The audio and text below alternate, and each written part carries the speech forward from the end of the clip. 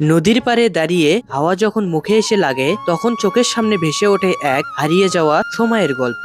এখানেই ছিল কোলাহল, মানুষের ভিড়, লঞ্চের হুসিল আর বুক ভরা স্বপ্ন। হ্যাঁ, আমি বলছি সেই পুরাতন বালাসী ঘাটের কথা। আসসালামু আলাইকুম, আমি আবির। আজকে আপনাদের নিয়ে যাব গাইবান্ধা জেলার ফুলছড়ি উপজেলার বালাসী ঘাটে। আজকে এই ঘাটের সকল সৌন্দর্য এবং ইতিহাস তুলে ধরবো এই ভিডিওতে। চলুন ভিডিওটি শুরু করা যাক। বালাসী ঘাট ছিল উত্তরবঙ্গের গুরুত্বপূর্ণ নৌঘাট। এখান থেকে লঞ্চে চড়ে মানুষ ঢাকার উদ্দেশ্যে রওনা দিত। নদী ছিল জীবন রেখা আর এই ঘাট ছিল মানুষের প্রাণের অংশ। গাইবান্ধা ব্রহ্মপুত্র নদীর তীরেই অবস্থিত এই বালাসী ঘাট, যা একসময় উত্তর অঞ্চলের যোগাযোগের ব্যবস্থার প্রাণকেন্দ্র ছিল।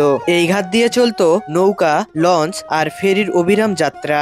সিরাজগঞ্জ থেকে শুরু করে বালাসী হয়ে ঢাকার দিকে যাওয়ার মানুষের এটি ছিল একমাত্র সহজ ও সাশ্রয়ী রুট। 70, 80 ও 90 দশকে যখন এখনকার মতো সড়ক উন্নত ছিল না, তখন এই নদীর পথই ছিল জীবন রেখা। সকাল সন্ধ্যা যাত্রীদের ভিড় হয়ে থাকতো এই ঘাটে। ব্যাগ হাতে মানুষ দাঁড়িয়ে থাকতো লঞ্চের জন্য। ঘাটে গুঞ্জন করতো ভ্যানওয়ালা আর হকারদের কণ্ঠ। লঞ্চ আসার শব্দ, হুইসেলের আওয়াজ আর নদীর স্রোতের সুর সব মিলে এক কথায় অপরূপ পরিবেশ তৈরি হতো।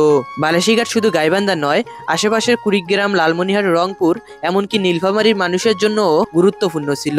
ঢাকা যেতে হলে সবাই বালাসী ঘাটে এসে লঞ্চে উঠতো।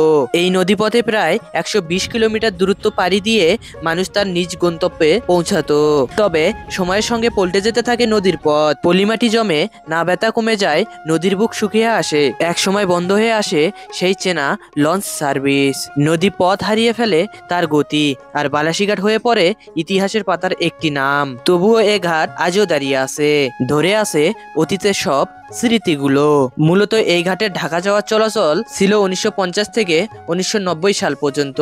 2000 সালের পর নদী তার গতি হারায় এবং 2002 থেকে 2004 সালের দিকে স্থায়ীভাবে বন্ধ হয়ে যায় নিয়মিত লঞ্চ চলাচল। যে ঘাট ছিল একসময় জীবনের একটি অংশ, তা আজ ধ্বংসের পথে। নদীর বুকে এখন আর হুইলসিল শোনা যায় না এবং লঞ্চও দেখা যায় না। এখন শুধু এখানে আছে বাতাস আর শূন্যতা। তবে এখানকার মানুষ এখনো স্বপ্ন দেখেন, এই ঘাট যদি আবার প্রাণ ফিরে পায়, যদি আবার লঞ্চ চলে, যদি আবার নদী ফিরে আসে, তখন এই এলাকা আবার হয়ে উঠতে পারে এক বড় যোগাযোগ কেন্দ্র। যদিও বালাসী ঘাট হারিয়েছে পুরনো কোলাহল, তবে হারায়নি তার রূপ। নীরব এই নদী এখন যেন এক ধ্যানমগ্ন সাধক। চারপাশে কেবল শান্তি আর অপরূপ সৌন্দর্য। সকালের নরম রোদ যখন নদীর পাড়ে পড়ে, চারপাশটা ঝলমল করে ওঠে, নদীর ঢেউগুলো যেন টলমল করে। আর গাইস, আপনারা যদি এখানে আসতে চান, গাইবান্ধা থেকে 15-20 টাকা ভাড়া দিয়েই এইখানে আসতে পারবেন।